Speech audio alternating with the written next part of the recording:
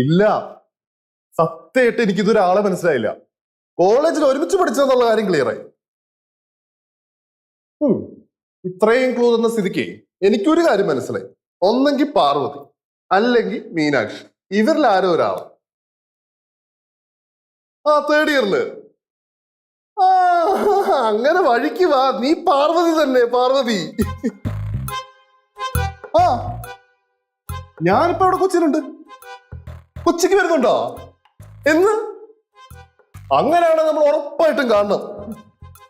കാണാലോ, നമുക്ക് പഴയ കാര്യങ്ങളൊക്കെ ഇരുന്ന് അയവിറക്കാന്ന്. പാർവതിയുടെ കല്യാണം കഴിഞ്ഞായിരുന്നോ? ഇല്ലേ? അങ്ങനെയാണെങ്കിൽ നമ്മൾ എന്റെ കല്യാണം കഴിഞ്ഞായിരുന്നു. ഞാൻ വിളിക്കാവേ. ഓക്കെ, ഞാൻ കുറച്ച് കഴിഞ്ഞിട്ട് വിളിക്കാം. അത് എന്റെ കൂടെ കോളേജിൽ പഠിച്ച പഴയൊരു ഫ്രണ്ടാ പാർവതി. ആണല്ലേ? ഇപ്പൊ കോളേജിൽ പഠിച്ച പെമ്പിള്ളേരൊക്കെ ഇടയ്ക്കിടയ്ക്ക് വിളിക്കുന്നുണ്ടല്ലോ. I mean friends. കാര്യം ഞങ്ങൾ അതുപോലെ പണ്ട് പഠിച്ചോണ്ടിരുന്നപ്പോ അടിച്ചു പൊളിച്ച് ചില്ല് നടന്നവരല്ലേ, അതുകൊണ്ടാ. നാട്ടിലുണ്ടെന്ന് അറിഞ്ഞു ഇപ്പൊ. പാർവതിയുടെ കല്യാണം കഴിഞ്ഞിട്ടില്ല അല്ലേ? അതെങ്ങനെ മനസ്സിലായി? അത് ഞാൻ ഊഹിച്ചെടുത്തതാ. അതെ, പാർവതി അടുത്ത് എന്ത് കാര്യങ്ങൾ അയവർക്കാനുള്ള? പഴയ കാര്യങ്ങളൊക്കെ അയവർത്തക്കൊള്ളാവുന്നുണ്ട്, പക്ഷെ ഇനിയിപ്പോ അയവർക്കണമെന്നില്ല. എന്ത് പഴയ കാര്യങ്ങള്? പഴയ ഒന്നുമില്ലടി, ഒന്നുമില്ല. അപ്പൊ ഞാൻ അറിയാത്ത കുറെ കാര്യങ്ങളുണ്ട്.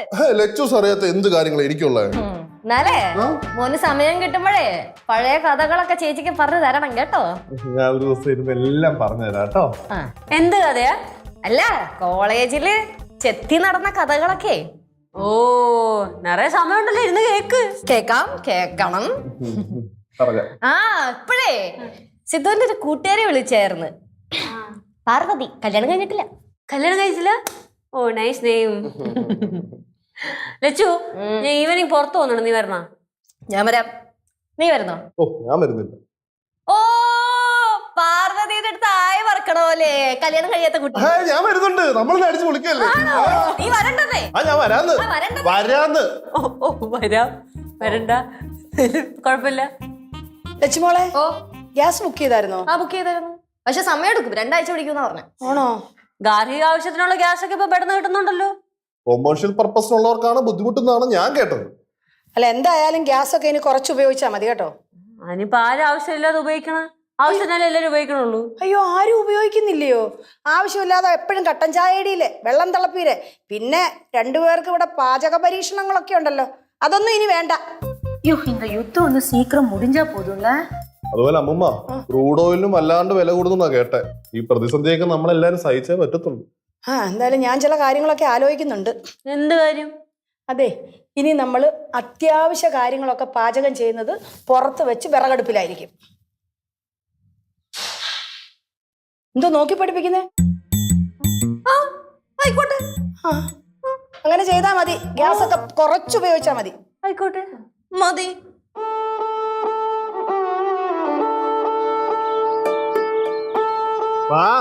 പറ്റിയല്ലേ? എന്റെ പിള്ളേരെ ഒന്ന് അനങ്ങി വാ ഇങ്ങോട്ട്. அம்மா, நான் கூட போட்டா? വേണ്ട, അവര് കൊണ്ടുവന്നോളും. ഇടട്ടെ? അവിടെ വെക്ക്.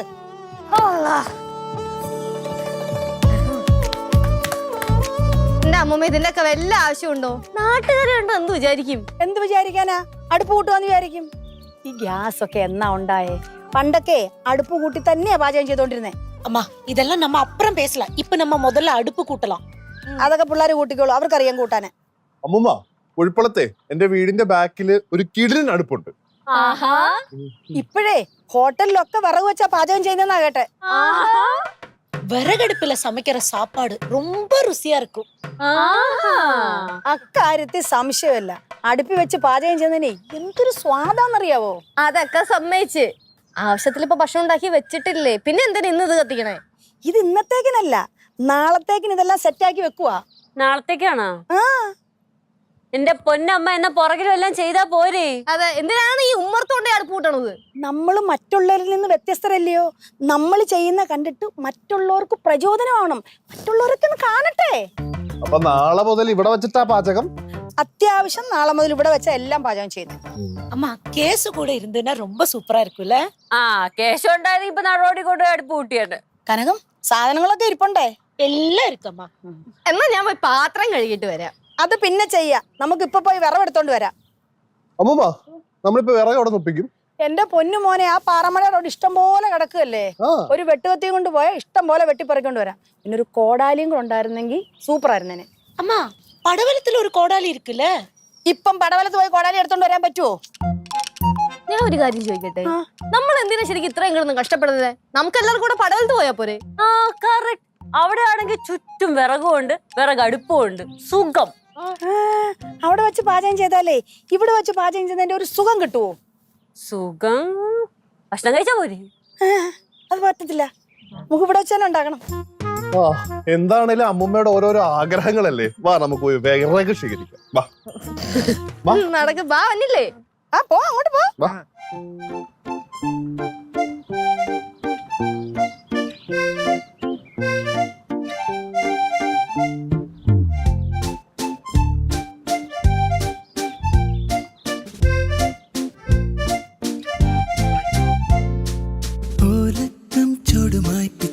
പിച്ച വെച്ചെടുത്തു വാങ്ങി പാട്ടുമായി കൂട്ടുകൂടുവാൻ വരാം. ആകാശത്തുമ്പിയായി ചുറ്റുമൊന്നു വട്ടമിട്ടു പാറിവാനേ. പൂവിലെ തേനുമായി ഞാൻ വരാം. ദൂരെ സന്ധ്യ പൂക്കവേ മുകിൽ കുറുമ്പ് കൂട്ടമെത്തവേ ചിരിക്കുടം പൊഴിച്ചുവാ. കാലം കൂട്ടിരിക്കവേ മനസ്സിലാശ പീലി നീർത്തുവാൻ കിനാക്കടൽ തുഴഞ്ഞുവാ. ഈ ഉച്ചക്ക് തന്നെ വരണായിരുന്നല്ലേ വിറക് വറുക്കാൻ? പിന്നെന്തോ സന്ധ്യ കഴിഞ്ഞാൽ വിറവ് വറക്കാൻ പോന്നെ. അതേനെ വൈകുന്നേരം വന്നാ മതിയായിരുന്നു. എന്റെ കൊച്ച ഇവിടുത്തെ കാടും പടലൊക്കെ കണ്ടില്ലേ? ഉച്ച കഴിഞ്ഞൊക്കെ ആവുമ്പോഴേ ഇഴജന്തുക്കൾ കാണും. ജന്തുക്കൾ കണ്ടപ്പോ എന്താ? ഇഴജന്തുക്കൾ കണ്ട ഒന്നുമില്ലേ? എന്താ നിനക്കൊരു പുച്ഛം? ഒന്നുമില്ല ചെയ്യാം. അങ്ങോട്ട് ചെയ്താട്ടെ. വാചകം അടിക്കാൻ മാത്രം അറിയാം. അമ്മയ്ക്ക് എന്തോന്നും അമ്മയ്ക്ക് അങ്ങോട്ട് പറക്കിട്ടൂടാ. അങ്ങോട്ട് കണ്ടോ മോനെ, മാറി നിൽക്ക്, കണ്ണിലെങ്ങാനും കൊള്ളും. മാറി നിന്ന്. ആ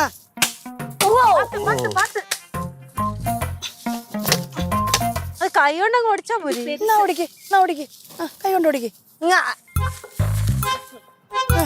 കാല് പോവും. ഇതങ്ങോട്ട് പറയുന്ന കേട്ട് കഴിഞ്ഞ വിട്. അങ്ങനെ പോട്ടോ.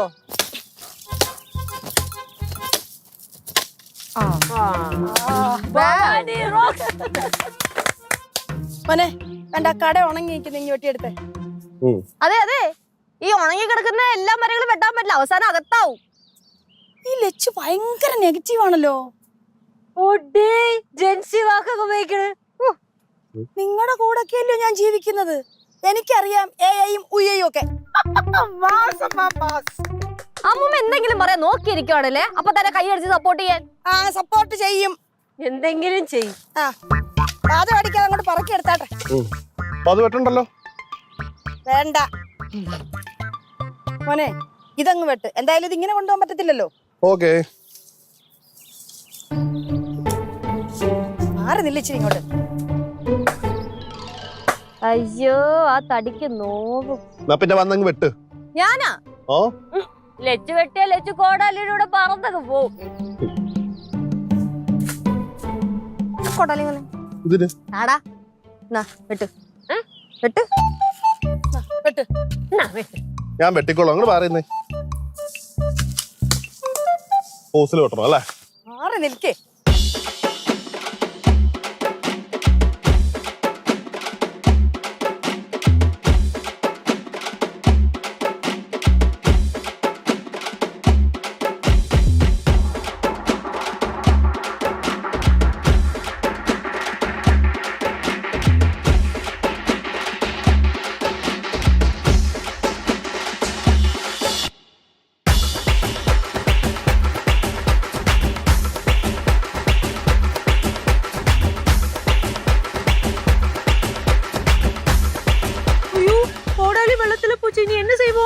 വെള്ളത്തിലേക്ക് നോക്കി നിന്നാ മതി.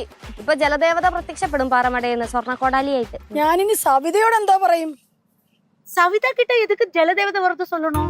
സവിതയുടെ ഇന്ന് മേടിച്ച കോടാലിയല്ലേ ഇത്? அதுக்கு நம்ம லெச்சு சொன்னாலே சொர்ண கோடாலி கிடைக்குன்னு, அது நம்ம கொடுக்கலாம். സ്വർണ്ണ കോടാലി കൊടുക്കാനൊന്നും പറ്റത്തില്ല. മതി വെട്ടിയത്, നമുക്ക് പറക്കിക്കൊണ്ട് പോവാം. അപ്പൊ സവിതയോട് എന്തോ പറയും? സവിതയ്ക്ക് വേറെ ഒരെണ്ണം വാങ്ങിച്ചു കൊടുക്കാം. വാ ലച്ചു.